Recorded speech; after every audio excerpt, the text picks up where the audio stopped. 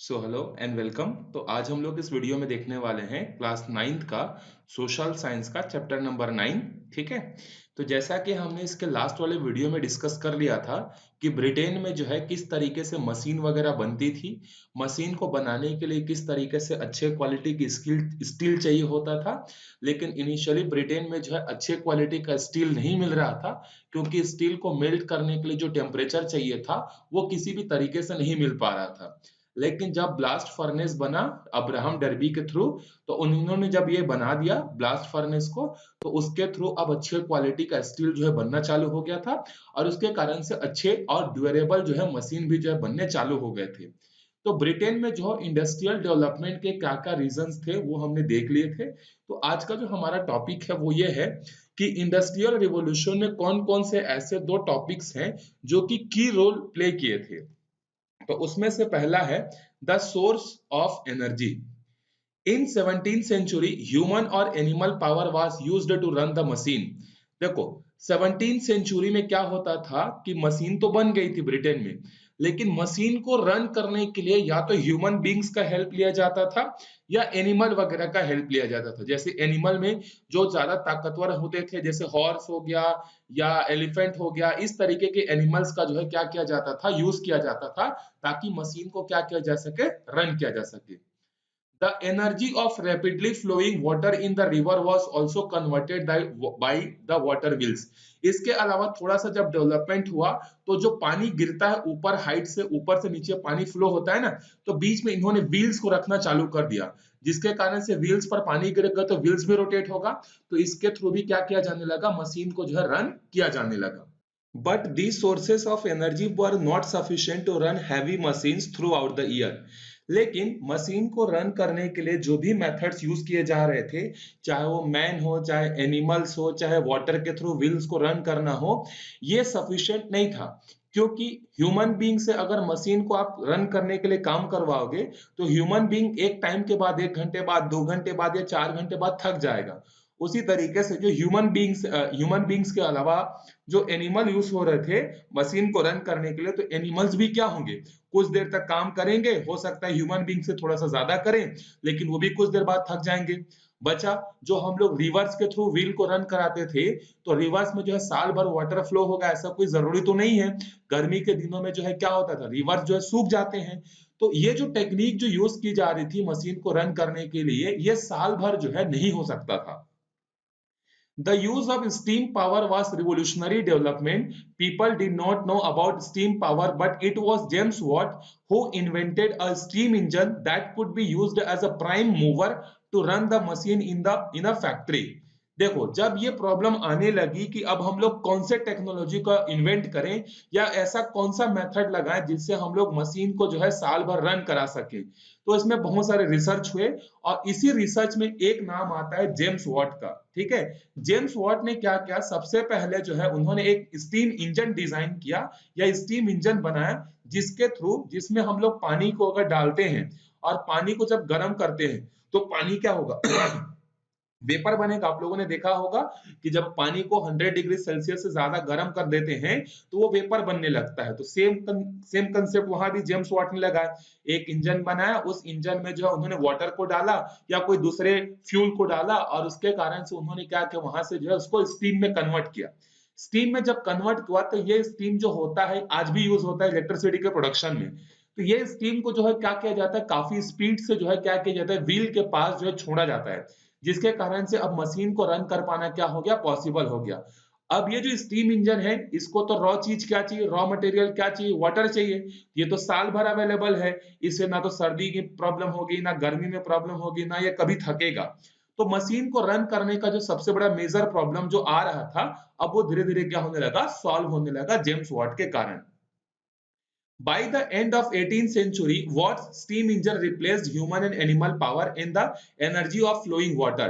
अब 18th century के आते आते तक जो जहां पर पहले हम लोग एनिमल से, ह्यूमन से, वाटर्स के थ्रू क्या करवा रहे थे, मशीन को रन करवा रहे थे, अब उनको जो है स्टीम इंजन ने रिप्लेस कर दिया। अब मशीन को रन कराने में हमें कोई भी प्रॉब्लम नहीं आएगी। ठीक है। चलो, सेकेंड जो बहुत बड़ा फैक्टर जो यहाँ पर रोल प्ले किया था, जो कि ब्रिटेन में इंडस्ट्रियलाइजेशन को काफी हद तक इंप्रूव किया, वो है ट्रांसपोर्टेशन फैसिलिटी। अच्छा, उससे पहले यहाँ पर दो क्वेश्चन दिए उसको देख लेते हैं। What energy is used to power factories today? आज के डेट में कौन सी एनर्जी का यूज किया जाता है मशीन को रन करने के लिए? तो आंसर है इलेक्ट्रिसिटी का। चाहे कोई भी फैक्ट्री हो, मशीन को रन करने के लिए कितनी भी बड़ी मशीन क्यों ना हो, उसको रन करने के लिए इलेक्ट्रिसिटी का जो है यूज किया जाता है। और ये इलेक्ट्रिसिटी कैसे बनता है? ये इलेक्ट्रिसिटी बनता है पावर हाउस में या डैम्स जहां पर बने होते हैं वहां पर, ठीक है, हाइड्रल पावर, थर्मल पावर से। तो बेसिकली हमारे छत्तीसगढ़ में जो इलेक्ट्रिसिटी मिलती है उसका मैक्सिमम जो बनता है वो किससे बनता है? थर्मल पावर से। अब ये थर्मल पावर होता क्या है? पानी को क्या किया जाता है, एक बहुत बड़े चैम्बर के अंदर में जो है गर्म किया जाता है। जब वो गर्म होकर वेपर बनने लगता है, जैसे ये मान लो पानी का बहुत बड़ा टंकी है, इसमें पानी को डाल दिए, पानी जो है गर्म किए, पानी वेपर बन गया। अब इस वेपर को छोटे से पाइप के थ्रू हम लोग क्या करेंगे, एक टरबाइन होता है, टरबाइन मतलब इस तरीके से ब्लेड जैसे स्ट्रक्चर होता है, इस पर एग्जॉस्ट करते हैं, जिसके कारण से ये टरबाइन क्या होने लगता है? रोटेट होने लगता है। फिर टरबाइन का कनेक्शन जो होता है जनरेटर से होता है, जनरेटर भी घूमने लगता है, और जब जनरेटर घूमता है तो उससे इलेक्ट्रिसिटी क्या होती है? प्रोड्यूस होती है।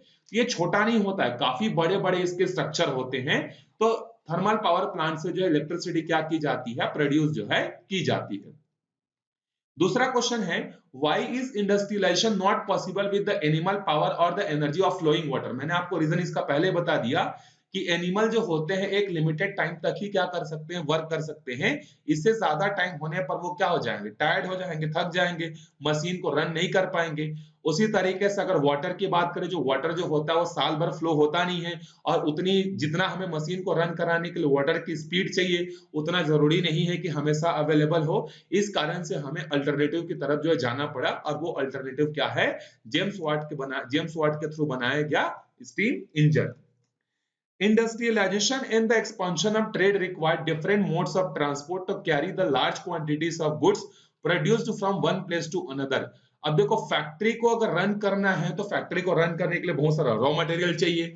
उसके अलावा फैक्ट्री में जो सामान बचा उसको बेचने के लिए भी एक जगह से दूसरे जगह लेके जाना पड़ेगा। तो ये सब कैसे पॉसिबल है? हम लोग ह्यूमन बींग्स जो है अपने सर पर लेकर तो नहीं जा सकते। तो इसके लिए जो है ट्रांसपोर्टेशन फैसिलिटीज काफी अच्छी होनी चाहिए थी, ताकि रॉ मटेरियल को भी बड़े आराम से ले जाया जा सके, और इसको मार्केट तक जो सामान जो प्रोडक्ट बना है, फाइनल प्रोडक्ट, उसको भी मार्केट तक बड़े आराम से पहुंचाया जा सके। तो इनिशियली ब्रिटेन में जो है कैनल्स के थ्रू जो है क्या होता था, इन सामान को जो है एक जगह से दूसरी जगह जो है ट्रांसपोर्ट किया जाता था with the help of boats and ships. उस समय एरोप्लेन या ट्रेन ऐसा कोई ज्यादा यूज नहीं होता था, तो शिप्स वगैरह के थ्रू जो है क्या किया जाता था, सामानों को एक जगह से दूसरी जगह ट्रांसपोर्ट किया जाता था। इवन आज भी 21st सेंचुरी में सबसे चीपेस्ट जो ट्रांसपोर्टेशन का जो मीडियम है वो शिप्स ही है।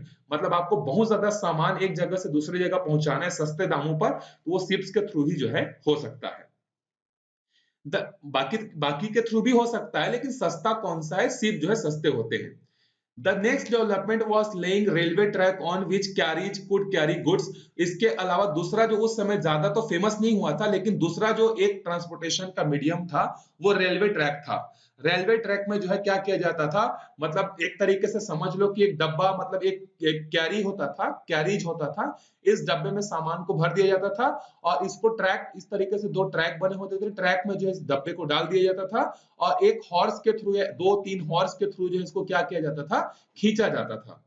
Initially the rails were made of would and the carriage were pulled bye horses. और पहले के जो ट्रैक जो बने होते थे रेलवे ट्रैक, वो लकड़ी के बने होते थे, फिर बाद में जो है आयरन के बनने लगे, और इसको किससे खींचा जाता था? हॉर्स के थ्रू जो है खींचा जाता था। फिर बाद में लकड़ी को रिप्लेस किया किसने? आयरन ने। और हॉर्स को रिप्लेस किया किसने? स्टीम इंजन ने।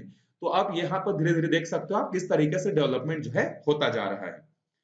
Two developments helped the railway network to spread rapidly.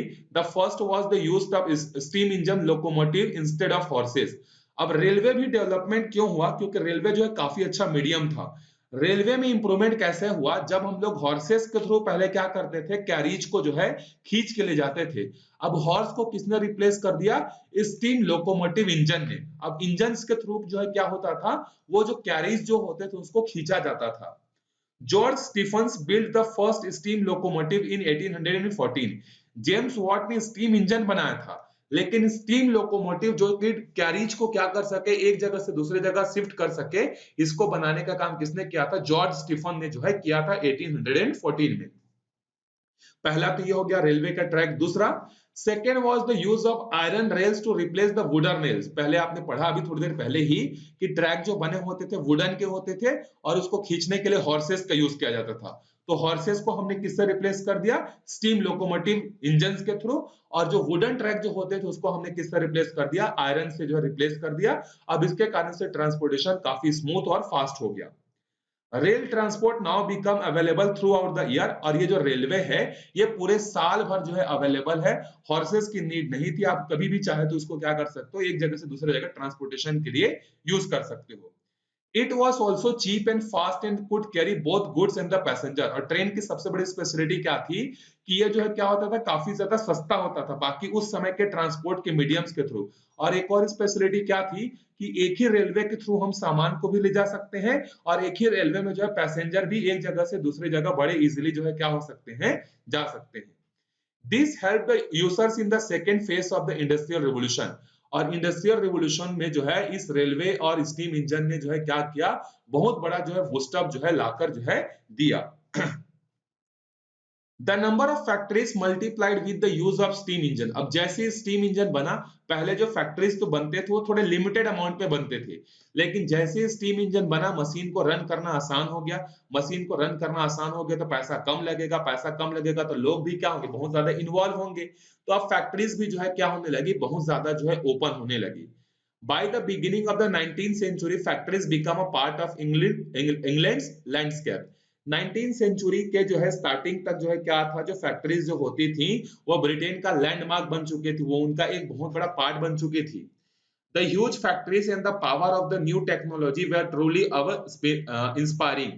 और वहां पर बहुत सारे नए नए टेक्नोलॉजी अब जो है इन्वेंट होने लगे जो कि काफी ज्यादा इंस्पायरिंग थे। रेलवे हो गया, उसके अलावा मशीन हो गया, ये सब धीरे धीरे वहां पर और भी नए नए इसमें इंप्रूवमेंट जो है होने लगे। But in spite of the spread of factories and the machine, the total production of goods by artisans was still much larger than the factories production until the middle of the 19th century। इतने सारे development होने के बावजूद भी factory में जितना production होता था उससे कहीं ज्यादा प्रोडक्शन बाहर में होता था, क्योंकि बाहर में जो लोग होते थे वो बहुत ज्यादा नंबर थे। ठीक है, मतलब हजारों के लोग जो होते थे बाहर में काम करते थे और मशीन बेचारा अकेला होता था। लेकिन 19th सेंचुरी के मिड में आते आते तक 1850 1860 तक आते आते जो है अब ये भी चेंज होने लगा। अब बहुत सारा प्रोडक्शन किसके थ्रू होने लगा, फैक्ट्रीज के अंदर में होने लगा और बाहर में प्रोडक्शन क्या होने लगा, कम होने लगा। But factory production slowly began playing a decisive role in the economic system as artisans production continued to decline। लेकिन फैक्ट्रीज ने जो है क्या किया, धीरे धीरे ग्रो करना स्टार्ट किया और वो इंग्लैंड के इकोनॉमिक में जो है क्या करने लगे, बहुत बड़ा कंट्रीब्यूशन करने लगे। और धीरे धीरे जो बाहर के जो आर्टिस्ट लोग जो होते थे, जो घरों में क्या करते थे, प्रोडक्ट बनाते थे, अब उनका डिक्लाइन होना चालू हो गया और इंक्रीज कौन होने लगा, फैक्ट्री में बनने वाले प्रोडक्ट जो है क्या होने लगे, इंक्रीज होने लगे। तो आप देख सकते हो कि किस तरीके से फैक्ट्रीज जो है डे बाय डे इंप्रूव होता जा रहा है और किस तरीके से जो आर्टिसंस लोग हैं जो घरों में बनाते थे उनका प्रोडक्शन किस तरीके से जो है डाउनफॉल होते जा रहा है। और इसके दो मेन रीजन कौन से थे, एक तो ट्रांसपोर्टेशन फैसिलिटी था और दूसरा सोर्स ऑफ एनर्जी था। क्योंकि जो बाहर के जो आर्टिस्ट लोग होते थे उनके पास सोर्स ऑफ एनर्जी क्या था, वो खुद थे। वो दिन भर में जितना काम कर पाते थे थकने तक वो करते थे। लेकिन अब मशीन जो होते थे वो स्टीम इंजन से चलने लग गए तो स्टीम इंजन थकता ही नहीं था, तो उसके कारण से उसका प्रोडक्शन भी जो है क्या होने लगा, काफी ज्यादा जो है इंक्रीज होने लगा। तो इस वीडियो में यही तक देखेंगे। अगले वीडियो में फिर हम लोग स्टार्ट करेंगे कि इंडस्ट्रियल रिवोल्यूशन जो है सबसे पहले ब्रिटेन में ही क्या हुआ, ब्रिटेन में ही क्यों हुआ। हमने तो कुछ रीजन पढ़ लिए कि वहां पे जो है एनर्जी अच्छी थी, सोर्स ऑफ एनर्जी अच्छी थी, मार्केट अच्छा था। इसके अलावा भी बहुत सारे और भी सिचुएशंस होते हैं जो सिचुएशन उस समय क्या थे, ब्रिटेन के इंडस्ट्रियलाइजेशन के फेवर में थे। इसी कारण से ब्रिटेन में इंडस्ट्रियलाइजेशन हुआ, उसको हम लोग नेक्स्ट वीडियो में डिस्कस करेंगे।